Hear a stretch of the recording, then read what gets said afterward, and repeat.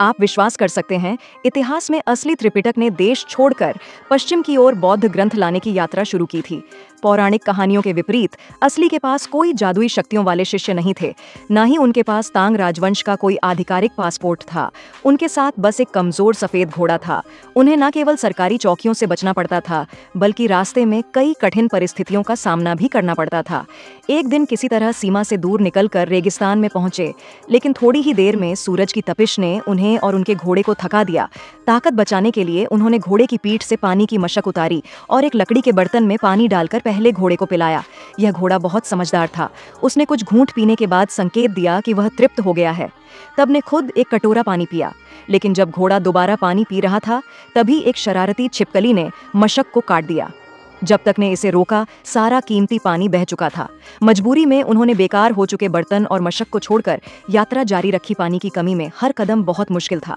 उनकी गला सूख कर जल रहा था और सूरज बेरहमी से तप रहा था। फिर भी इन्हें अपने दृढ़ विश्वास को बनाए रखा और घोड़े को लेकर धीरे धीरे आगे बढ़े। 3 दिन और 3 रात की कठिनाइयों के बाद वह रेगिस्तान में बेहोश हो गए। सौभाग्य से उनके घोड़े ने पास में एक नखलिस्तान हरी भरी जगह देखा और दौड़कर वहां से पानी लाया। उसने अपने मुंह से पानी के चेहरे पर छिड़का, जिससे वह होश में आए। नखलिस्तान के पानी और संसाधनों की मदद से और उनका घोड़ा पास के एक शहर में पहुंचे, जिसका नाम था गांव चांग देश। यहाँ के लोग बौद्ध धर्म को मानते थे। जैसे ही उन्हें पता चला कि तांग राजवंश का एक महान भिक्षु आया है, गांव चांग के राजा ने उनका गर्मजोशी से स्वागत किया। ने वहां बौद्ध धर्म के गहरे सिद्धांतों पर प्रवचन दिए, जिससे राजा बहुत प्रभावित हुआ। जब जाने लगे तो राजा ने घुटनों पर बैठकर उन्हें रुकने की विनती की। ने कहा, मैं आपका आदर करता हूँ, लेकिन मैंने कसम खाई है कि मैं अपने लक्ष्य तक पहुँचने से पहले नहीं रुकूंगा। जब राजा को लगा कि वह नहीं मानेंगे, तो उसने धमकी दी कि या तो रुके या उन्हें वापस तांग साम्राज्य भेज दिया जाएगा। ने जवाब दिया, बुद्ध के ज्ञान की खोज के लिए मैंने इतनी मुश्किलों से यह सफर तय किया है।